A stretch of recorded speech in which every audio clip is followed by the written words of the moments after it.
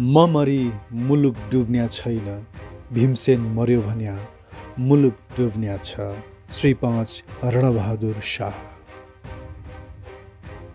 हामी वजिर मध्ये ठूला बुद्धिमान वजिर भीमसेन थापा हुन्। श्री 3 जङ्गबहादुर राणा। एउटा भीमसेन थापा नजन्मेको भए नेपाल उहिल्लै हिँडिसक्थ्यो। श्री 3 चन्द्रशमशेर।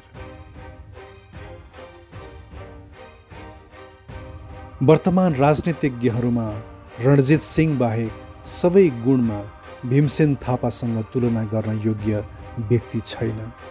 ब्रायन हक्सन।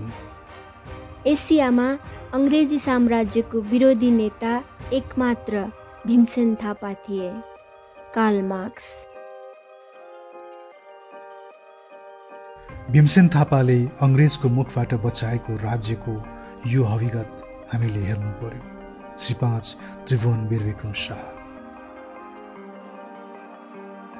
त्यस्तो सम्भार गरिदिने मानिस मेरो साथमा भएदेखि यति अम्मल गर्ने थिए। पन्जाब केसरी रणजीत सिंह। भीमसेन थापाका लागि राष्ट्रको स्वाधीनता भन्दा निकट र प्रिय वस्तु अरू केही थिएन। एच ओल्डफिल्ड। देशभक्ति दण्डित हुने भीम मल्ल र भीमसेन थापाका कथा र व्यथाहरूको अभिशप्तबाट हामी नेपालीले कहिल्यै गएर छुटकारा पाउने हो। तत्कालीन प्रधानमन्त्री कृष्णप्रसाद भट्टराई। भीमसेन थापा नेपालको मात्र नभई एसियाकै महान नेता हुन्।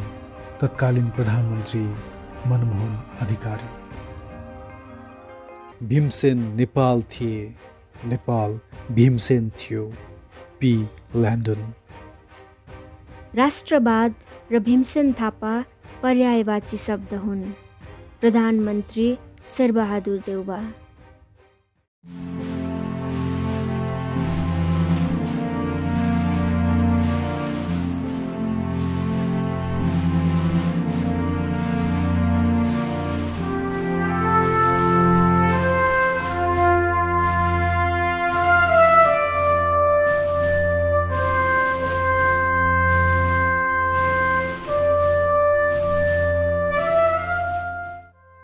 नेपाल एकीकरणको प्रमुख अध्याय समाप्त भएको करिब 6 वर्षपछि विक्रम सम्वत 1832 साल श्रावण 9 गते बगाले थापा कुलका पिता साना अमरसिंह थापा र माता सत्यरूपा तर्फका 5 भाइ छोराहरूमध्ये ज्येष्ठ पुत्रको रूपमा भीमसेन थापाको जन्म गोर्खाको पिपलथोकमा भएको थियो। विक्रम सम्वत 1885 मा राजा राजेन्द्रले लालमोहर समेत गरी भीमसेन थापालाई बोर्लाङमा वीरता दिएका थिए। त्यसपछि भीमसेन थापाले कुलानन्द जैशीका नातिहरूसँग थप जग्गा किनेको तम्सोक फेला परेको छ। सोही ठाउँमा भीमसेन थापाले आफू र परिवारहरू बस्न हवेली बनाएका थिए।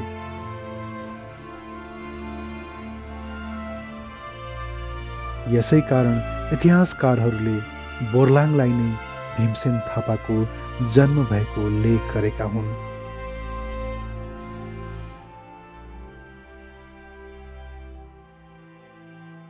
भीमसेन थापा काठमाडौँ आएपछि पिताजी अमरसिंह थापाले काठमाडौँको लगनटोलमा रहेको म्यागाजिन हतियार बनाउने ठाउँको जग्गा सरकारसँग खरिद गरी निजी निवास बनाएका थिए। यसै निवासमा भीमसेन थापा काठमाडौँ आएपछि परिवारसँग बस्ने गर्दथे। सो निवास अमरसिंहका सन्ततिहरूले पछि बेचेको प्रमाण भेटिन्छ।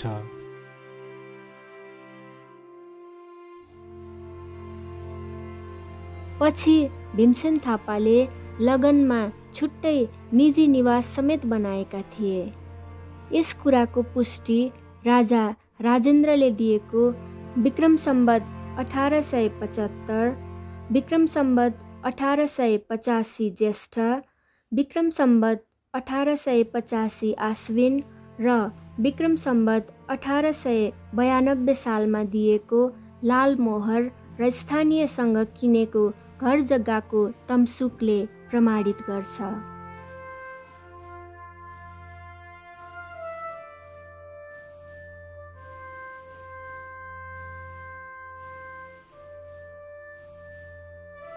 यी अभिलेखहरू राष्ट्रिय अभिलेखालयमा सुरक्षित छन्। यो तथ्यबारे इतिहासकारहरूले उल्लेख गरेका छैनन्। यसै गरी उनका कान्छा भाइ रणवीर सिंह थापाले पनि लगन टोलमा नै 5 गजुर, 4 तर्फ ढोका र 4 भर्याङ भएको 5 तले भवन निर्माण गराई आफू स्वयं त्यही निवासमा बस्थे। यही निवासलाई नै भीमसेन थापाको निवास हो भन्ने जनमानसमा भ्रम पर्न आएको छ। किनकि रणवीर सिंहको निवास चाहिँ भीमसेन थापाको निवास बाटोबाट देखिँदैन थियो। भीमसेन थापाले सुन्धाराको दक्षिणमा पर्ने खिडल खेतमा आफ्नो निवास जनरल बाग नाम दिएर त्यहाँ बस्ने गर्दथे। लगन टोलमा रहेको उनका कान्छा भाइ रणवीर सिंह र भीमसेन थापाको निवास र जनरल बाग समेत भीमसेन थापालाई पदच्युत गरेपछि सर्वस्व हरण गरी ती निवासहरू सरकारको नियन्त्रणमा लिइयो। विक्रम सम्वत 1895 सम्पूर्ण सम्पत्ति फुकुवा गरी भीमसेन थापा र उनका परिवारलाई लाल मोहरद्वारा फिर्ता दिइयो। तर आफ्ना निजी निवासहरू ज्यादा नै आकर्षित भएको हुँदा भीमसेन थापा र रणवीर सिंह थापाले आफ्ना कृतिहरू अक्षुण्ण राख्ने उद्देश्यले फिर्ता लिएनन्। रणवीर सिंहको लगन टोलको घर चाहिँ सैनिक कार्यालय अन्तर्गत राखियो।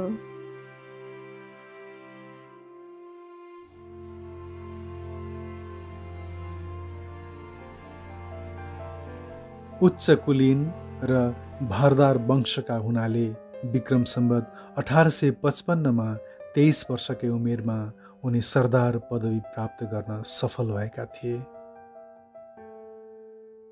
तत्कालीन राजनैतिक परिस्थितिका कारण 1.5 वर्षका छोरा गिर्वाण युद्ध विक्रम शाहलाई राजगद्दीमा राखेर राज्य त्याग गरी स्वामी महाराजजी श्री 5 रणबहादुर शाह विक्रम सम्वत 1857 ज्येष्ठ 8 गते काशी निर्वासमा जानुभएको थियो।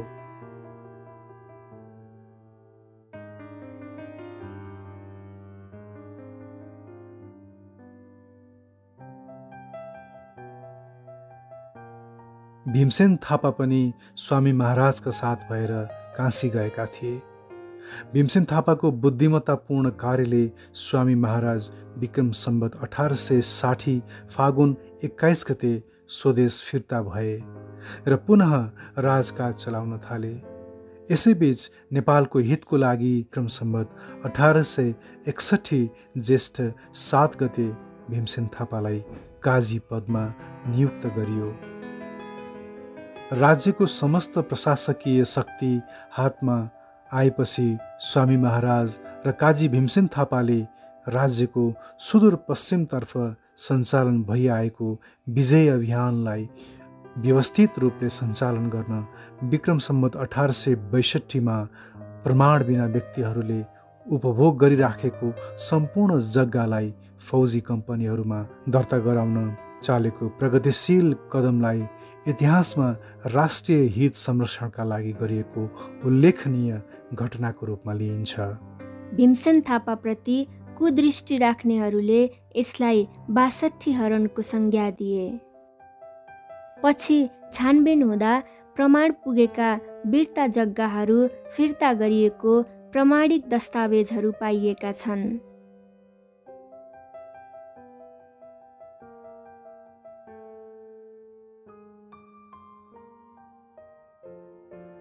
विक्रम सम्वत 1863 वैशाख 14 गते श्री 5 रणबहादुर शाहको आफ्नै सौतेनी भाइ शेरबहादुर शाहद्वारा हत्या भएपछि श्री 5 रणबहादुर शाहकी कान्छी महारानी ललित त्रिपुरा सुन्दरी गिरवाण युद्ध विक्रम शाहकी नायबी भई राजकाज सञ्चालन गर्न थालिन्।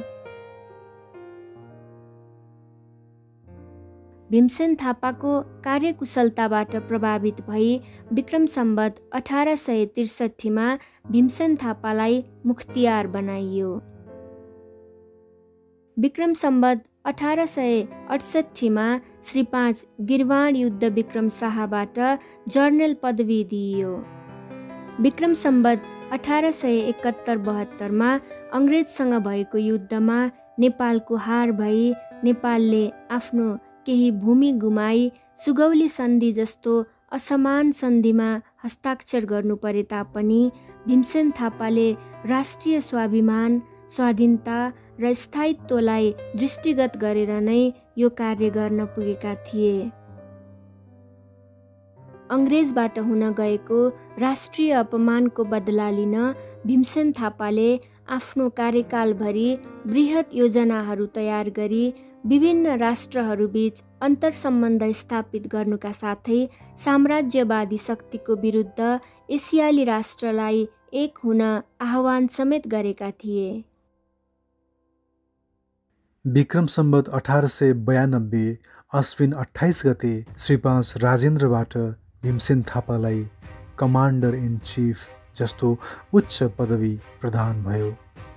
तर दिवंगत भएका अधिराजकुमार श्री 5 देवेन्द्रलाई विष खुवाएको मिथ्या आरोप लगाई त्यसको झन्डै 2 वर्षपछि भीमसेन थापाको विक्रम सम्वत 1894 श्रावण 11 गते मुख्तियारी तथा श्री सम्पत्ति सर्वस्व हरण गरी बन्दी बनाइयो। तर उनीमाथि लगाइएको मिथ्या आरोप प्रमाणित हुन नसकेपछि राजाले पूर्ण भारदारी सभामा भीमसेन थापाको कदर गर्दै सम्मानका साथ पहिरन र दरबारको घोडा उनलाई उपहार समेत दिई बन्दी जीवनबाट छुटकारा दिलाई लाभा लस्करका साथ विदाई गरे। यसरी बन्दी जीवनबाट छुटकारा पाइसकेपछि भीमसेन थापा गोर्खाको बर्लाङमा गई आफूले बनाएको घरमा बस्न थाले। पछि 1895 माघमा 20 मुद्दा बिउत्याई सोधपुछको न्युले बोलाई पुनः बन्दी बनाइयो। भीमसेन थापाले सफाइका लागि विभिन्न प्रमाणहरू प्रस्तुत गर्दा समेत सोको सुनवाई भएन। उल्टो उनको प्रतिष्ठामा आँच आउने गरी विभिन्न अफवाहहरू फैलाइयो। यसबाट उनको स्वाभिमानमा ठुलो चोट पुग्न गयो र 1896 श्रावण 8 गते बन्दी गृहमा नै प्राण त्याग गर्ने प्रयास गरे। सोको 8 दिनपछि उनले वीरगति प्राप्त गरे। भीमसेन थापाको अवसानपछि पनि राजपरिवारका सदस्यलाई विष सेवन गराएको कुरामा भीमसेन थापाका भाइ, छोरा, भतिजालाई कायल गराउन कपरदार कुलदार पाण्डेले छानबिन गर्दा कसैलाई कायल गराउन नसकेको बेहोराको जाहेरी पत्र राजामा चढाएका पत्र प्राप्त छ।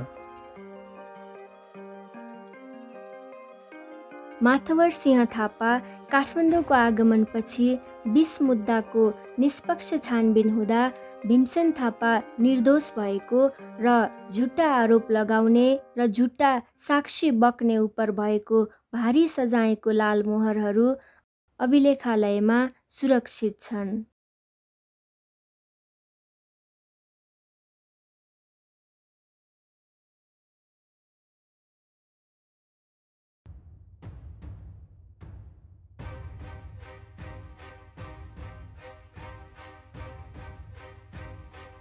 यसरी नेपालको इतिहासमा एक राष्ट्रभक्त एवं स्वाभिमानी राष्ट्रसेवक उपर लगाइएको झुटो आरोप विरुद्ध सबुत प्रमाण पेश गर्दा गर्दै पनि तत्कालीन सत्तासीनहरूको दाउपेचको कारणले कतैबाट पनि सुनवाई हुन नसकेपछि आफ्नो इज्जतमा लागेको दागलाई सहन गर्न नसकी प्राण नै त्याग गर्न पुगी एक युग पुरुषको अवसान हुन गयो।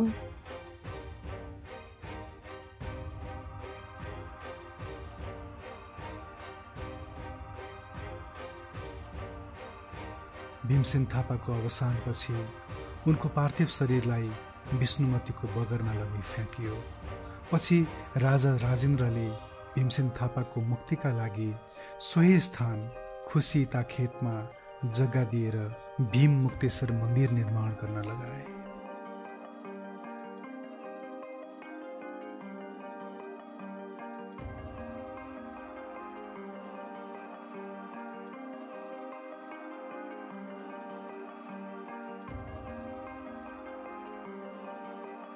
वैविध्य नै उनको जिन्दगी थियो तथा ग्रीकका कुनै वियोगान्त नाटकले पनि उनको अन्त जत्तिको भयानक नाटकीय बर्बादीलाई प्रस्तुत गर्न सकेको छैन।